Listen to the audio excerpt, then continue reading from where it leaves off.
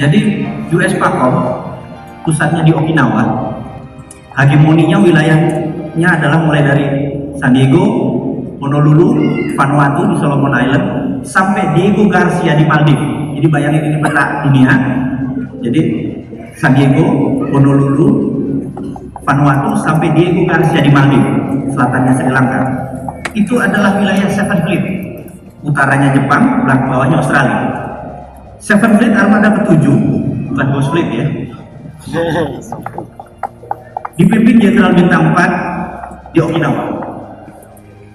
Dan pendulumnya adalah Indonesia. Betul ya? Udah kebayang ya? Pentingnya Seven Fleet armada ke-7 adalah mengawal nilai barang sejumlah 3.000 triliun per tahun. Bisa bayangkan, Jepang, Hong Kong, Shanghai, Korea, Seoul, Taiwan, Shenzhen, Shanghai, itu semua penghasil produsen. Yang 20% pergi ke Amerika Utara, 80% lewat Indonesia ke Eropa. Ngebayangin betapa strategiknya bangsa Indonesia ini. Dan 1 sen pun pemerintah yang sudah 7 presiden ini gak ngerti memanfaatkan kekuatan laut kita. Kebayang ya? Nah, itu dilindungi oleh US PACOM. Lewatlah 80% dari goods tadi.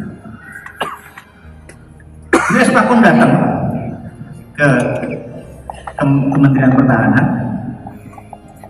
dengan Central Defense Agency. Jadi para apa namanya, lagi rapat itu dilihatkan bagaimana Cina membangun Spratly dan Laut Cina Selatan dari tahun 2000 sampai 2016 kemarin. Bunker-bunkernya dan sebagainya, dan arahnya ke Natuna. Amerika bilang gas dan minyaknya dia pasti ambil dari Natuna. Dia nanya, Indonesia di pihak siapa? Cina atau Amerika? Dia minta positioning. Kalau nanya Luhut, Cina, bener nggak?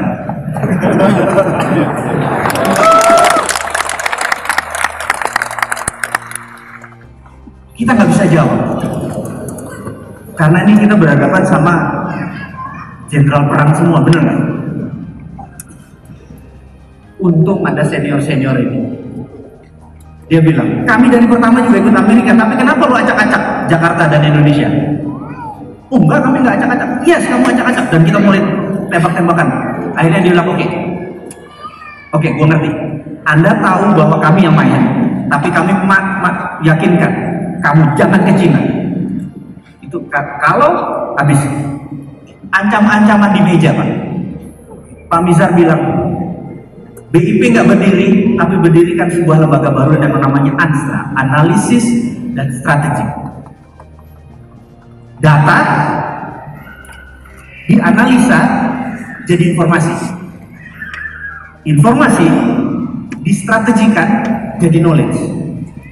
Knowledge inilah yang dibutuhkan oleh user, oleh presiden, oleh menteri pertahanan, betul ya? Nah, berdirilah divisi ANSTRA ini. Kaki organik kami adalah seluruh lembaga intelijen. Jadi data itu jangan tanya, valid.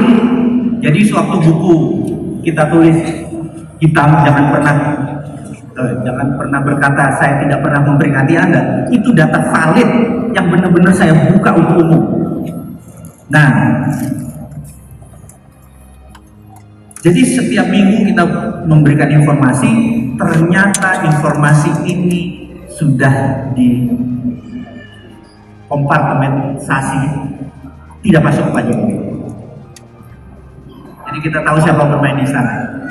Sejak saat itu, satu putusan saya, mohon maaf menjadi fans Pak Jokowi, saya oposit Pak Jokowi walaupun dia simbol negara saat ini.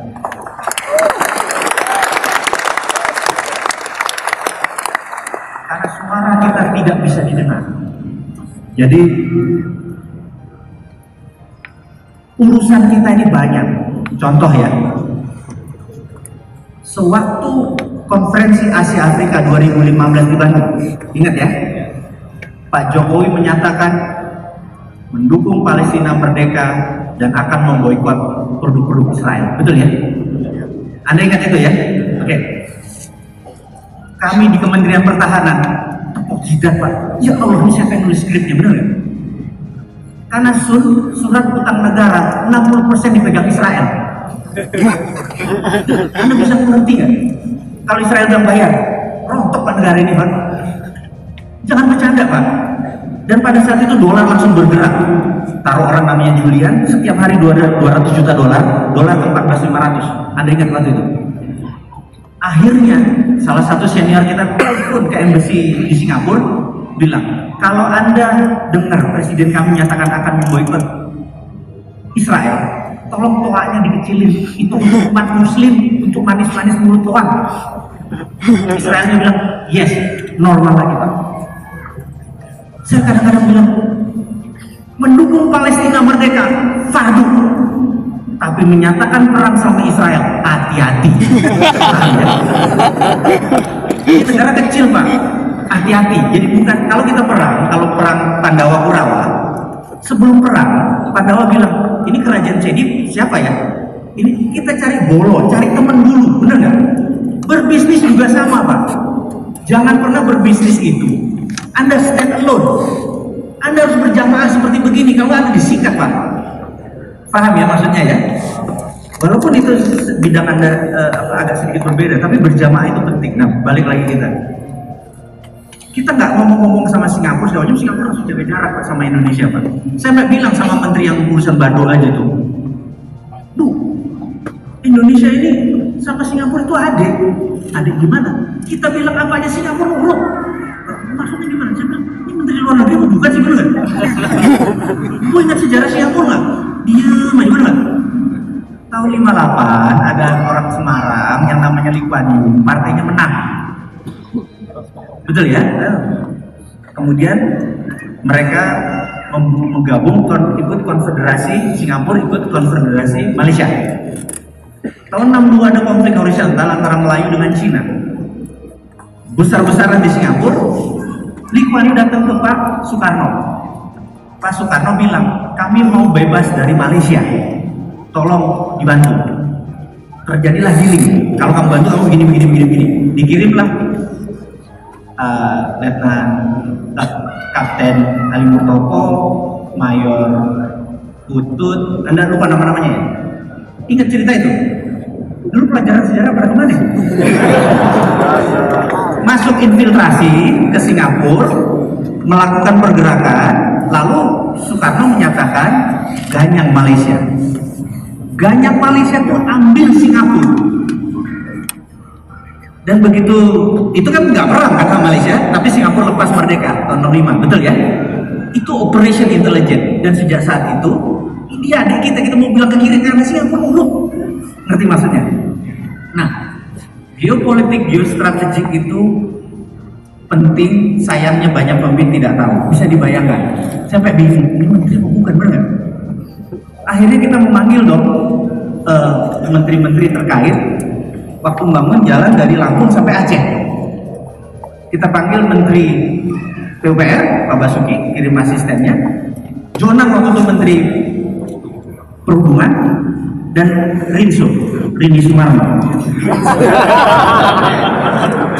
Rinso ini begitu ada nama Mardi, Gowi langsung bilang gua nggak datang. Dia kirim asistennya yang paling rendah. Memang kita sama dia memang agak tegangan tinggi, nggak kosong saya. Saya bilang, Anda membangun jalan dari Lampung sampai Medan, sampai Aceh, saya topi, luar biasa. Saya mau nanya, ada nggak jarak yang 3.000 meter atau 3 kilometer yang lurus? Untuk apa Pak? Saya bingung. Untuk apa? Maaf azan, lanjut sebentar atau break? Break. Atau izin sebentar sampai takbir Allahu Akbar, kita lanjut. Kalau kita menyatakan perang dengan Malaysia, mana yang bisa dilandingin oleh kapal terbang tadi, benar nggak? Oh, gitu ya. Mereka nggak ngerti Pak. Kalau di Kuala Namu ada kapal kecelakaan, ada 6 kapal mau landing harus muter-muter, 3 kehabisan bahan bakar. di mana yang bisa landing? Oh iya ya. Sampai bilang, Anda pernah lihat Harnas nggak? Ngerti bela negara nggak? Bener nggak? Saya bilang sama Jonan, kamu bangun 15 pelabuhan di pinggir-pinggir Nusantara, 15 triliun lebih investasi, satu pun kapal perang kami tidak bisa sandar. Karena ada ketinggian draftnya, ada kerendahan. Kamu ngerti bela negara nggak sih? Duit habis, nggak bisa kita pakai. Emosi nggak ada.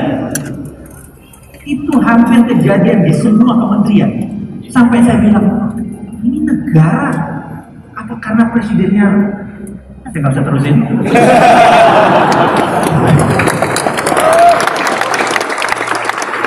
Sehingga menterinya kayak gitu. Benar nggak? Nah, terakhir Bapak Ibu tahu bahwa China punya program yang sangat luar biasa namanya Belt Road Initiative. Persis seperti sejarah Gajah Mada menyatukan Nusantara. Tidak ada satu perang tumpah darah yang besar untuk menyatukan Nusantara karena dia pakai emas. Negara tersebut tidak dijajah, pakai Panji Majapahit, bayar pasti balik. Perjanjian metal. Karena itu di 145 kerajaan ada emas Majapahit. Yang dilakukan oleh Cina mempelajari sejarahnya Hayam Wuruk dan Gajah Mada. Dia memberikan di seluruh belt dan road tangan di atas. Sehingga kita jadi begitu kita ngambil Belt Road Initiative, kita di bawah Panji Cina. Jadi kalau kita jadi presiden nanti, satu yang saya akan lakukan, saya bilang sama Cina, Cina kan negara single country, single management, benar nggak? Partai Komunis Cina. Kalau ada 1 gram narkoba datang ke Indonesia, gua akan kaki semua dari Indonesia. Anda tahu? Cina itu jangankan 1 ton, Pak, 1 gram aja arahnya tahu kok. Dan pabrik sabu terbesar di dunia BUMN Cina. Pabrik ekstasi terbesar di dunia BUMN Cina. Ada 600 ton yang bisa bikin goblok bangsa Indonesia. Yang nggak pakai aja udah goblok di atas itu.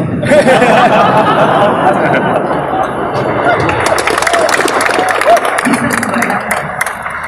Pasti Cina tahu, betul nggak? Apa yang dilakukan? Dia mau kasih kita duit, dia kasih kita narkoba. Tapi yang di atas kok diam-diam aja, bener nggak? Saya pikir udah kebablasan nih orang di atas, kita nggak ngerasain. Jadi saya pikir cukup ya 1 periode aja. Terima kasih buat dia. Itu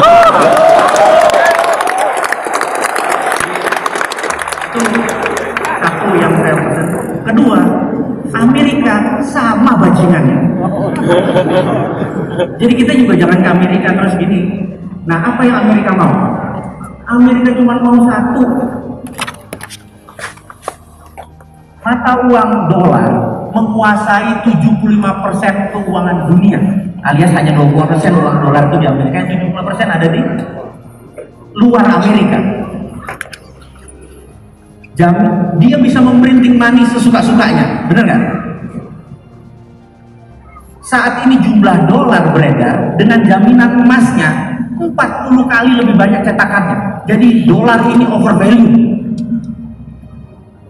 Ngerti nggak? Strateginya adalah naikin nilai emas atau ambil cadangan emas. 75 tahun Grasberg Freeport itu punya 10.000 ton emas. Itu sudah masuk di pembukuannya Amerika. Kalau Freeport diacak-acak, Papua lepas. Ngerti kita di posisi kita. Tapi kan kita nggak mau kalah sama mereka. Jadi kalau kita jadi presiden nih, gampang. Ambil 70%. Jangan ambil Freeportnya. Biarin dia 70% emas buat Amerika, 30% buat Indonesia. Karena dengan 30% emas tadi, kita bisa printing rupiah. Jadi tidak kayak Luhut sama Rini pinjam duit Cina, benar nggak?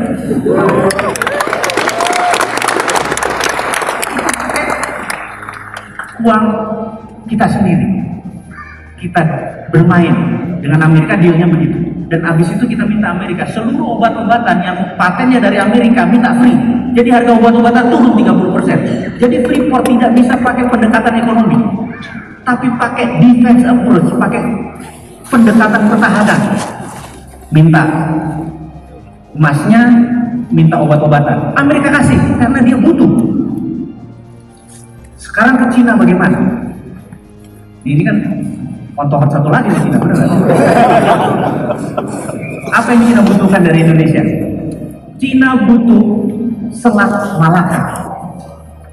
Karena energi 85% yang Cina nggak punya energi. Batu bara, minyak Cina nggak punya. Lewat Selat Sumbawa dan Makassar dan Selat Malaka. Tutup itu negara kita. Yang lewat bayar asuransi $1 per ton. Kita sudah hitung kalau $1 per ton itu nilainya $200 billion per tahun, sama dengan APBN Indonesia 30 tahun. Sederhana kelola negara ini kalau ngerti geopolitik dan geostrategi.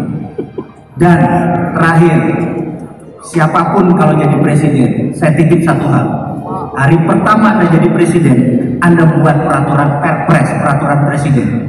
Siapapun yang mengeluarkan uang ke luar negeri tanpa underlying proyek, misalnya beli mesin, dilarang 10 tahun kena subversi. Yang ngeluarin duit doang, taruh duit. Di luar tidak boleh, kena 10 tahun subversi. Dan pasal kedua, mulai sekarang bunga deposito 0%. Syariah satu negara.